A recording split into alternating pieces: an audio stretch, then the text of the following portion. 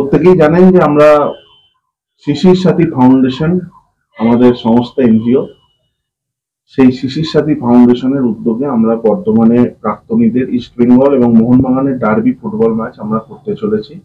এটা বর্ধমানে প্রথম হতে চলেছে এবং এটা নিয়ে ইতিমধ্যেই বর্ধমানবাসীর মধ্যে একটা উৎসাহ তৈরি হয়েছে এবং সেই ম্যাচে আপনারা প্রত্যেকেই জানেন যে মোহনবাগান টিমের ক্যাপ্টেন হিসেবে খেলবেন ব্যারেটো এবং ইস্ট বেঙ্গলের ক্যাপ্টেন হিসেবে খেলবেন সুলে মুসা। এবং আপনারা জানেন মোহনবাগান টিমে যারা খেলতে চলেছেন প্রাক্তন ফুটবলার সন্দীপ নন্দী, প্রাক্তন ফুটবলার দীপক মন্ডল, প্রাক্তন ফুটবলার কিংসুক দেবনাথ, প্রাক্তন ফুটবলার বিশ্বজিৎ সাহা, টেনশন দেবদাস, জয়ন্ত সেন, রহিম নবী, অসীম বিশ্বাস। এবং ইস্টবেঙ্গল টিমে যারা খেলতে চলেছে সুলে মুসা, অন্ডম মন্ডল, সুভাশিস রায়চৌধুরী, সাফার সর্দার, সৌমিক দে, মেহতাব হোসেন, মোহাম্মদ রফিক, দীপঙ্কর রায়, ষষ্ঠী দুলে, অ্যালভিটো ডিকুনো এবং খানত্যাং পাইতে। তো এখনো পর্যন্ত আমাদের যা তথ্য, এনারা প্রত্যেকেই সেদিন মাঠে খেলবেন এবং 5 তারিখ মিউনিসিপাল বয়েজ স্কুলের যে খেলার মাঠ বর্ধমান শহরে, সেখানে দুপুর 3টের সময় আমাদের এই অনুষ্ঠান শুরু হবে। এবং তাছাড়া আমরা এই দিনে আরেকটা কর্মসূচি যেটা রেখেছি, আমরা বর্ধমান জেলার যারা প্রাক্তন ফুটবলার, যারা আমাদের বর্ধমানের গর্ব, যারা ন্যাশনাল এবং আমাদের বেঙ্গল খেলেছেন, প্রত্যেক ফুটবলারকে আমরা সম্মানিত করব। এবং তার সাথে সাথে বর্ধমান শহরের যে সমস্ত ক্লাব ফুটবল খেলার সঙ্গে যুক্ত, সেই সমস্ত ক্লাবকে আমরা ফুটবল গিফট করব সেই মঞ্চ থেকে। এবং তার সাথে সাথে আমরা একটা ফুটবল কোচিং ক্যাম্প সেই দিন উন্মোচন করতে চলেছি বর্ধমান শহরে, যেটা শুরু হবে সদরঘাট বিদ্যাসাগর স্মৃতি সংঘের ফুটবল মাঠে। সেই কোচিং ক্যাম্প সেদিন শিশির সাথী ফাউন্ডেশনের পক্ষ থেকে এই কোচিং ক্যাম্প শুরু হবে। এখানে ফ্রিতে, সেখানে যে কোনো যুবক সেই কোচিং ক্যাম্পে তারা, আমরা কোচ ওখানে রাখছি, ফ্রিতে তারা কোচিং পাবে। এবং তার সাথে সাথে এই কোচিং ক্যাম্প বড় বড় যারা প্রাক্তনিক ফুটবলার তারা মাসে একবার করে ভিজিট করবে এবং সেটাকে বর্ধমানের যুবকরা যাতে আরো ডেভেলপ করতে পারবে ফুটবলের খেলার ক্ষেত্রে, তার জন্য এই প্রয়াস আমাদের শিশির সাথী ফাউন্ডেশনে। এবং সেটা আমরা চাইবো আগামী দিনে বর্ধমান শহর থেকে যেন দেশের হয়ে কোনো ফুটবলার খেলুক, সেই উদ্দেশ্যেই আমাদের এই কোচিং ক্যাম্প শুরু হবে এই 5 তারিখ থেকে।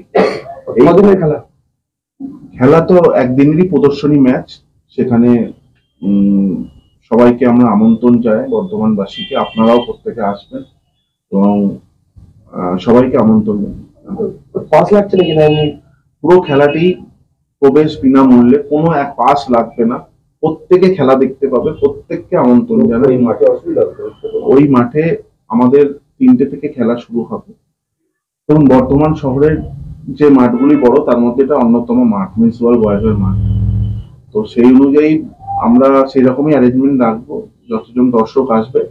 এবং যদি তার বেশি লিমিট পেরিয়ে যায়, সেক্ষেত্রে প্রশাসনের সঙ্গে কথা বলে আমরা তখন গেট ক্লোজ করবো।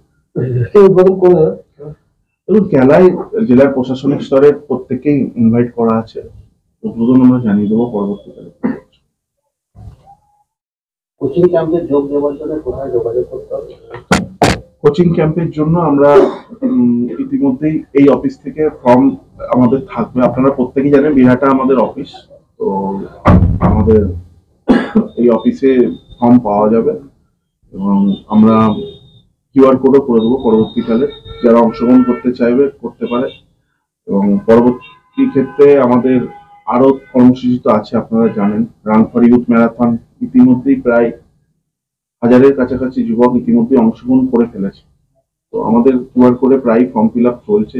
21শে ডিসেম্বর বর্ধমানে কালচারাল কম্পিটিশন রাখা হচ্ছে সর্ববৃহৎ, 23 থেকে 26 যুব কাপ ক্রিকেট টুর্নামেন্ট। পূর্ব বর্ধমান জেলার ক্রিকেটার যারা খুব ভালো ক্রিকেট খেলে তাদের নিয়ে আমাদের যুব কাপ 23শে জানুয়ারি থেকে 26শে জানুয়ারি অনুষ্ঠিত হচ্ছে বর্ধমানের মালিবাগানে। তো এরকম কর্মসূচি আমাদের আছে এবং প্রত্যেককে আপনারা আসবেন, উপস্থিত হবেন, এটার জন্য আজকে প্রেস কনফারেন্স। 23 থেকে 26 জানুয়ারি নীলপুর যুব উৎসব আমরা 13 জানুয়ারি থেকে 17 জানুয়ারি করছি। কারণ আপনারা প্রত্যেকেই জানেন আমাদের স্বামী বিবেকানন্দর জন্মদিন উপলক্ষে আমাদের এই উৎসব আমরা সূচনা করি উইথ ফুড ফেস্টিভ্যাল।